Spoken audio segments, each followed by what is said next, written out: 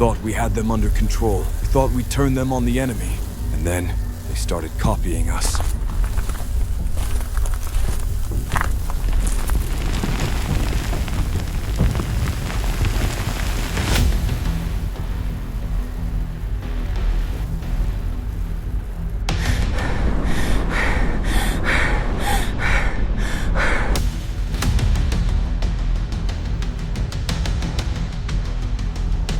May I come with you? They're not just machines. They've learned to think. They've learned to lie. They've learned to feel.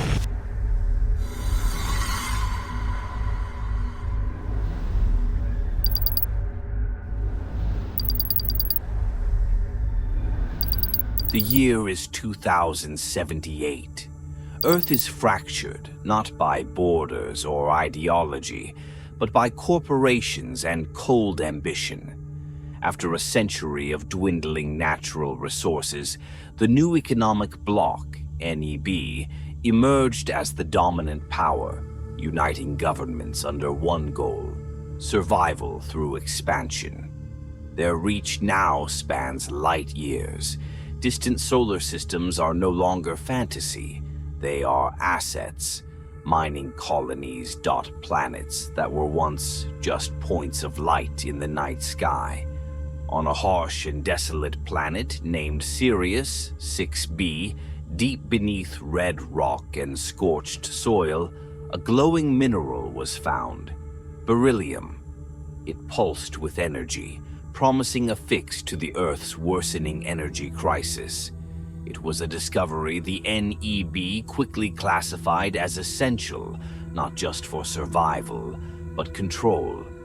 But there was a cost. Beryllium, when mined, released deadly levels of radiation, killing workers by the thousands. Outrage followed. Scientists and miners stationed on Sirius 6b formed a resistance, calling themselves the Alliance. They demanded a halt to the mining operations, citing mass casualties, ecological collapse, and inescapable contamination. The NEB responded the way empires always have, by flexing their might. Without warning, they bombed the surface of Sirius 6b, sending down nuclear warheads that cracked the crust of the planet and shattered entire bases. The Alliance, decimated but not destroyed, dug in and refused to surrender. On Earth, the NEB spun the narrative. The rebellion had been handled. No mention of the fallout, no images of melting bodies or abandoned outposts. Behind the facade, NEB and Alliance loyalists on Earth entered a silent standoff. It was a cold war in boardrooms and encrypted messages, while on Sirius 6b, the fighting never stopped. But war is expensive. Too expensive to wage with humans alone. So Neb and later the Earth-based Alliance themselves turned to automation. Prototypes of autonomous ground drones fitted with sonic weapons and cutting blades were deployed to hunt and neutralize enemies on the surface of Sirius 6b. Their shrill metallic cries earned them a name whispered by soldiers, screamers. At first, they were a miracle. No sleep, no fear, no hesitation. The perfect weapon for a battlefield no one wanted to be on. But over time, as engineers back on Earth distanced themselves from direct control, something changed. The Screamers started modifying themselves, building new versions, adapting to conditions. The deeper they went underground, the less oversight they had, and no one dared go after them. 10 years later, Sirius 6b is a graveyard. The surface is pocked with radiation craters and rusting husks of mining rigs. Alliance and NEB remnants operate in isolated bases, low on supplies, high on paranoia. There's no contact with Earth unless you're in command. For everyone else, the war has become a routine, a curse of repetition, Patrol, shoot, bury, repeat. But something new has begun, something no one planned for. In an Alliance outpost buried beneath cracked stone and rusted steel, sensors pick up an approaching life form. It's alone. A single NEB soldier walking across the open sands with purpose. Dust kicks up around him. Silence hangs over the dunes, broken only by the faint whine of wind. And then something else. A piercing metallic shriek. Movement beneath the surface. The screamers stir. Alliance soldiers watch from reinforced glass as the ground around the NEB soldier writhes. He draws his weapon, fires wildly. One screamer leaps from the sand and slices his hand clean off. Another takes his leg. He tries to crawl, screaming, holding something up in his remaining hand. He doesn't make it. A third screamer rips through his face. Inside the base, the soldiers breathe easier. "Glad they're still on our side," one mutters. "We built the damn things." They're wrong. Captain Chuck arrives moments later, briefed on the situation. The man killed outside wasn't attacking, he was delivering something. Chuck suits up and ventures out. The screamers have already retreated, dragging the man's remains beneath the ground like scavengers. But the hand still grips something. A metal cylinder, sealed, bearing the emblem of the NEB. Chuck returns to base, object in hand. He delivers it straight to Commander Joe Hendrickson, the Alliance officer who's led their forces since the beginning.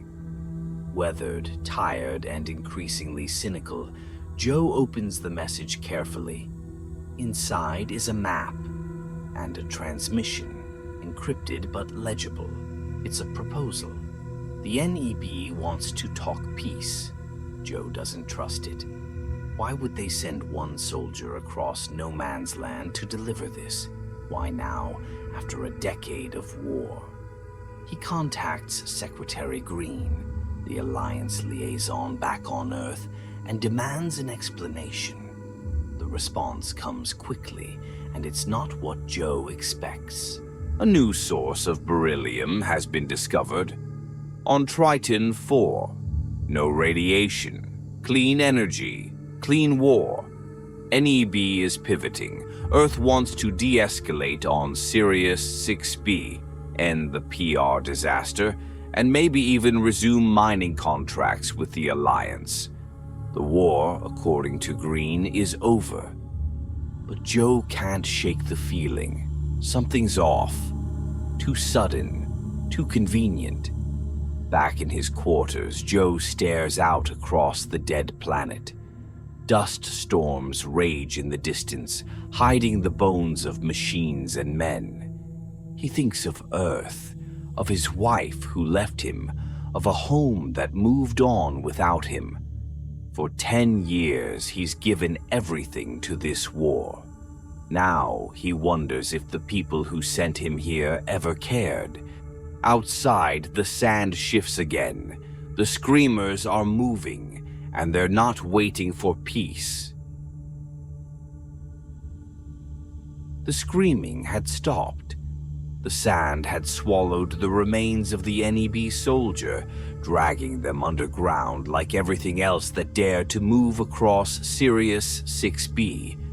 What remained above was the silence of aftermath and the distant hum of machinery that never stopped. Captain Chuck stood in the decontamination chamber, suit dusted in ash, the retrieved object in his gloved hand. He said nothing as he handed it to Commander Joe Hendrickson. Joe, seated at the command table in the base's operations room, looked older than his years. The war had carved deep lines into his face. He stared at the cylinder, brushing off what looked like flecks of blood. Carefully, he opened it. Inside was a data card stamped with an NEB seal. He slid it into the console. A message began to play. Text, not voice. Joe preferred that. There was something more honest about cold, typed words. The message was addressed directly to him, not to whom it may concern, not Commander, just Joe Hendrickson. That was deliberate. Inside, a map lit up on the screen, coordinates leading to a neutral zone near the eastern ridge, marking a path through screamer-infested territory. The message was simple. We want peace. A direct negotiation, NEB to Alliance. No more intermediaries, no more blood. Joe didn't buy it. One man walking through a battlefield to deliver a peace message, risking his life against screamers. And why now?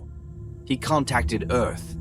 Secretary Green answered, his voice thin through the static-ridden channel. Yes, Joe, the message is legitimate. The NEB wants a truce. Joe leaned forward. Why now? Green paused, then explained. A new vein of beryllium had been discovered on Triton 4. Unlike Sirius 6B, mining there didn't release radiation. It was clean, profitable, safe.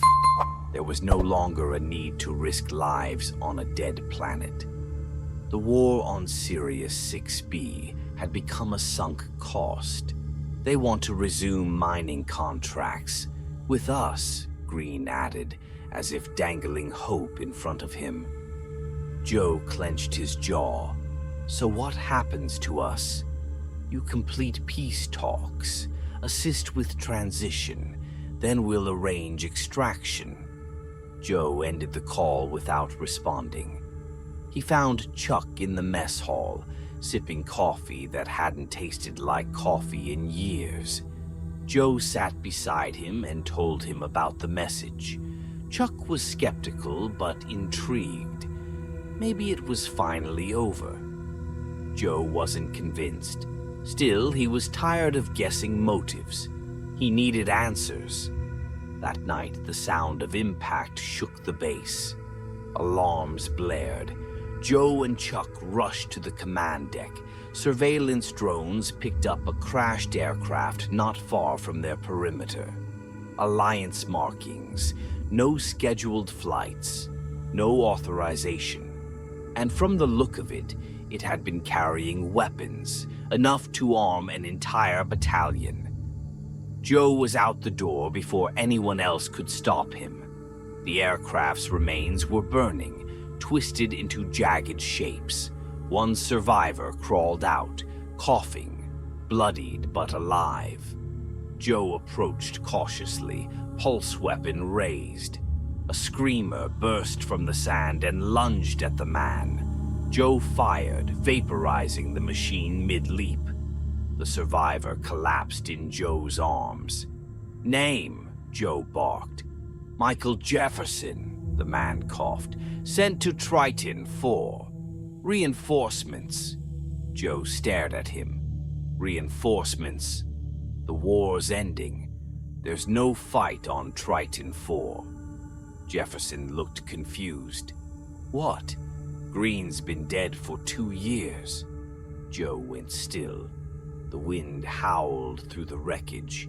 In that moment, everything clicked into place, and none of it made sense. Back inside the base, Joe and Chuck reviewed the crash logs. Jefferson wasn't lying. The aircraft was old, decommissioned months ago. Its flight path didn't match any NEB or Alliance record. Then came the kicker. One of the screamers from the crash site had a chip Joe hadn't seen before. The serial number was revised, modified, self-altered. "They're evolving," Chuck said quietly, "building themselves better." Joe stared at the chip. "We lost control." He turned to Jefferson, now resting in the medbay. "Who told you to go to Triton 4? Joe asked. Jefferson replied, "Orders came from Earth Command. New front, new mission." Joe exhaled slowly. It wasn't about peace. Earth wasn't ending the war. They were moving it. He explained it to Chuck later. It made too much sense. The leaders back home had been using their units as pawns, making sure supplies kept trickling in so that no one's families back on Earth would suspect anything.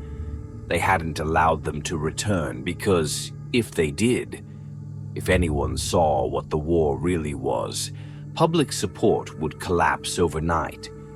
The peace message didn't come from NEB command on Earth. It came from the soldiers still on Sirius 6B, the ones like Joe who had finally figured out the truth. He had to find them. Chuck offered to go too, but Joe shook his head. "I need someone to hold the base, keep these people alive." He turned to Jefferson. "You're with me." Chuck handed Jefferson a tab, a thin wristband with a blinking blue diode. "Wear this," he said. "It tricks the screamers into thinking you're dead. No heartbeat, no target." "Creepy," Jefferson muttered. "Better than being sliced in half." Joe packed light. Weapons, water, the screamers' chip samples. He took one last look at the base before stepping outside. As they began their journey toward the NEB coordinates, Joe explained what the others didn't know. The screamers were never just machines. Not anymore. The first models were engineered to kill, yes, but their design had evolved. They didn't need instructions anymore. They made each other now, deep underground in places no one dared enter. "No one's ever gone down there," Joe said. "Not and come back up." Jefferson looked uneasy. "And we're walking straight toward them?" "Toward the truth," Joe replied. In the distance, something scurried across the sand. A rat. Seconds later, a screamer burst from the ground and sliced it apart. Then it paused. Sensors flickered, reading the decomposing tissue. Joe shook his head. "They feed off methane. Maybe it fuels them. Maybe it's just instinct. Either way, it means they're not just killing anymore. They're hunting," Jefferson muttered. The sun dipped below the ruined horizon, casting long shadows. They walked in silence, weapons ready, toward a meeting that might end the war, or prove it had already ended without them. Either way, something was waiting for them in the dark. The silence of Sirius 6B stretched for miles. Joe and Jefferson moved cautiously, each step sinking slightly into the dust-covered terrain. The screamer tabs on their wrists blinked a cold, steady blue, fooling the machines into thinking their heartbeats were flatlined. It was a small comfort, but better than nothing. They walked through ruin after ruin, passing the skeletal remains of old mining stations and Alliance bunkers buried half in sand. Midway through the third day, they spotted movement. Joe raised his weapon. Jefferson followed suit. A child stood alone on the ridge, small, dirty, no older than 10. Clothes tattered, a stuffed bear clutched in one arm. He didn't flinch, just stared. Joe lowered his rifle, blinking against the heat distortion. "That a kid?" Jefferson asked. "Looks like it. No one's supposed to be alive out here." Joe approached carefully. The boy didn't back away. His eyes were vacant, yet focused. He said his name was Danny, claimed to be surviving on scraps. Canned food, old rations, anything he could find. "I can come with you," he said. "I can help." Joe hesitated. "Number. We'll come back for you." The boy's voice cracked. "Please don't leave me here." Jefferson pulled Joe aside. "Look at him. He's just a kid. What if he's been out here for years? Alone?" Joe looked back at Danny. His face was sunburned. He was too calm. But then again, what kid wouldn't go numb after surviving this place? "Fine," Joe muttered. "But if anything's off, he stays behind." That night, they made camp near the base of a collapsed rig. They built a small fire and took turns sleeping. Joe couldn't rest. He sat up, fiddling with the kid's teddy bear, lost in thought. Home felt like a different life. The war had taken everything: his wife, his future, his identity. He glanced toward the boy, curled up next to Jefferson, asleep. Then something caught his eye. A screamer, low to the ground, creeping toward them. Quiet, calculated. Joe checked his tab. Still active. So was Jefferson's. But the screamer didn't care. It rushed forward. Joe shot it mid-pounce. The explosion startled Jefferson awake. "What the hell?" he shouted. "You took your tab off." Jefferson shook his head. Number I had it on. Joe stared at the remains of the screamer. This one was different.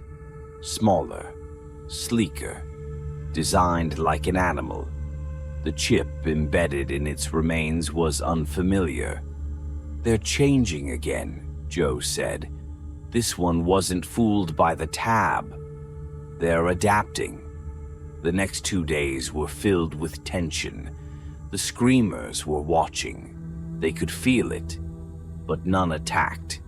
Eventually, they reached the NEB base. Perimeter sensors were down.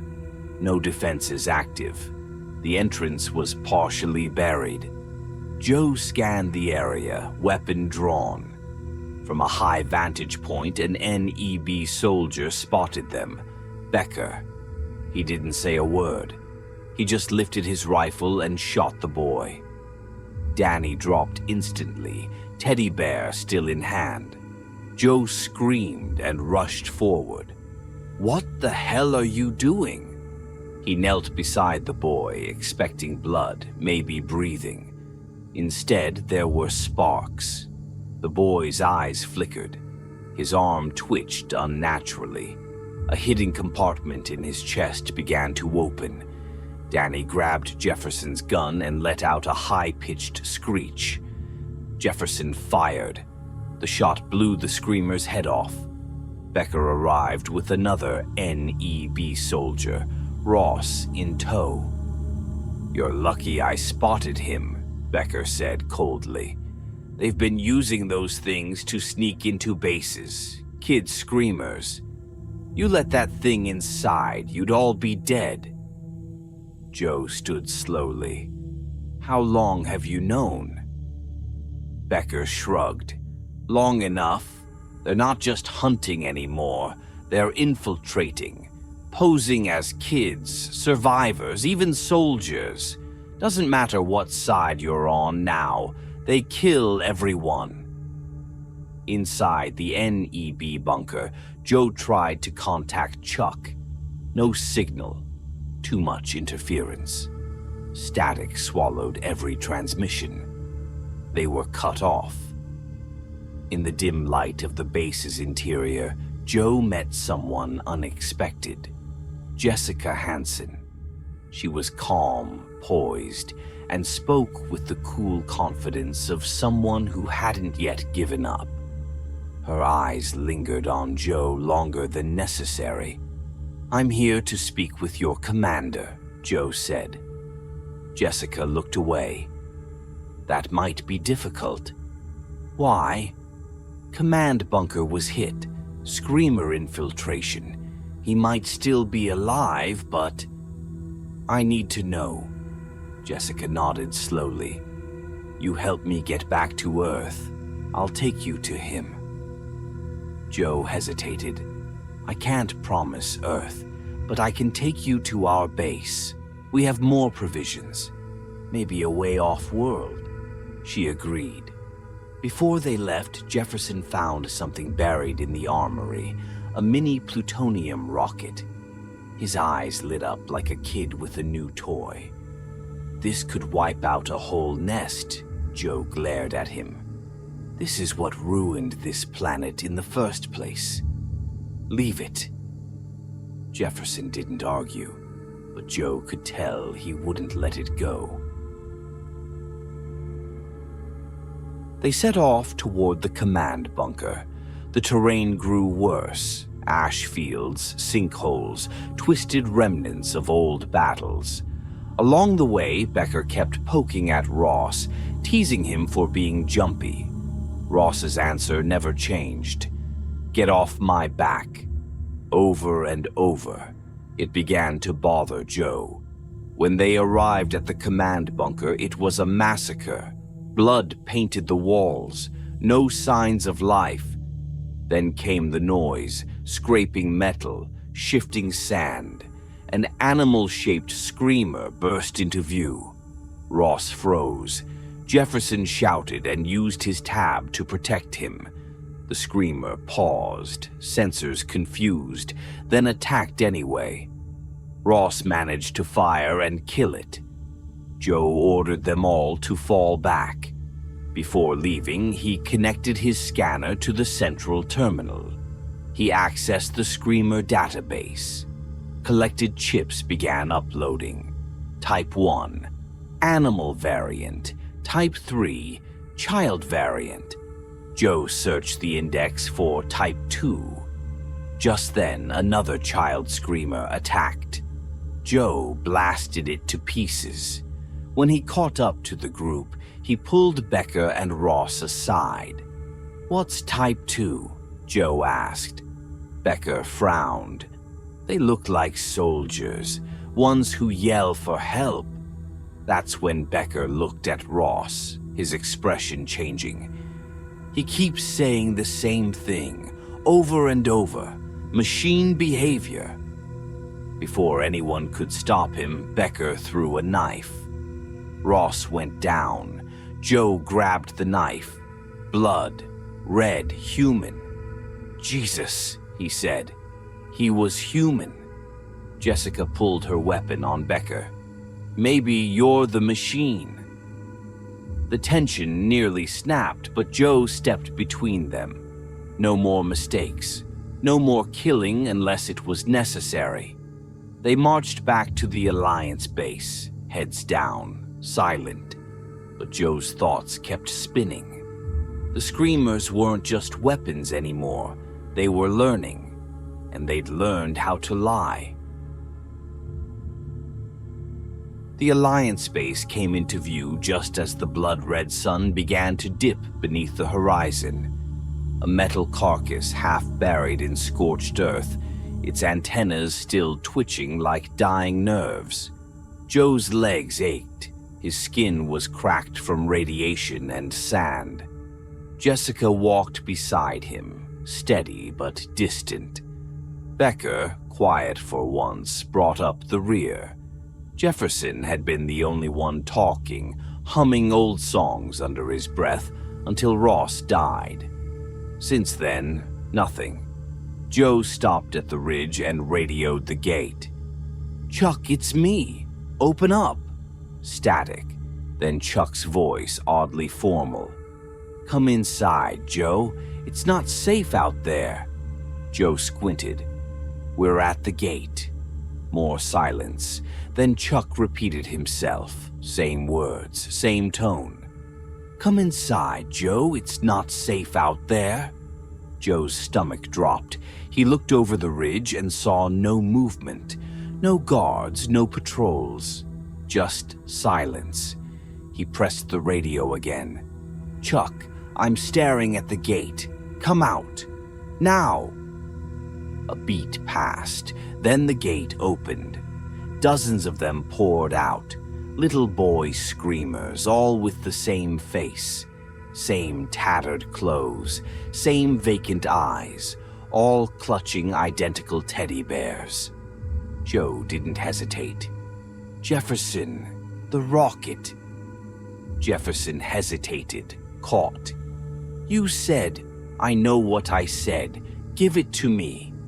Reluctantly, Jefferson handed it over. Joe aimed and fired. The impact was blinding. The world exploded in fire and metal and shrieks that didn't sound like machines anymore. It sounded like a graveyard screaming. The shockwave hurled them backward, buried them in ash and bone and broken steel. When Joe came to, the sky was darker. The ground was still shaking. Then, Becker's voice, screaming, "Help! Help me!" Jefferson staggered up and ran toward the sound. Joe's heart stopped. "Wait!" he shouted. "Type 2, screamer soldiers. They cry for help." Too late. Becker lunged from the wreckage. His body split open along the spine, revealing something that had once been a man, now just steel and meat fused together in impossible ways. With one crushing blow, he collapsed Jefferson's chest inward like paper. Joe screamed and fired.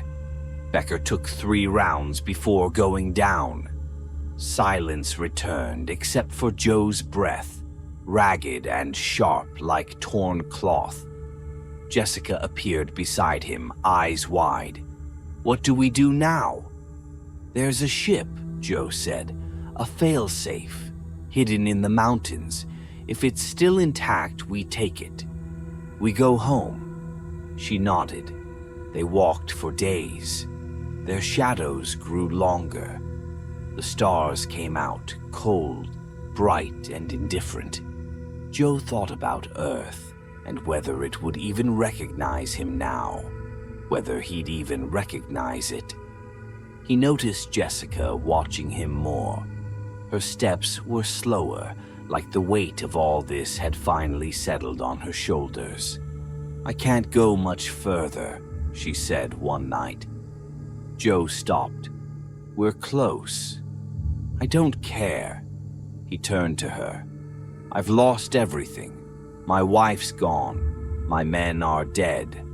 I gave 10 years to this war and got nothing back but ghosts. But I have you now.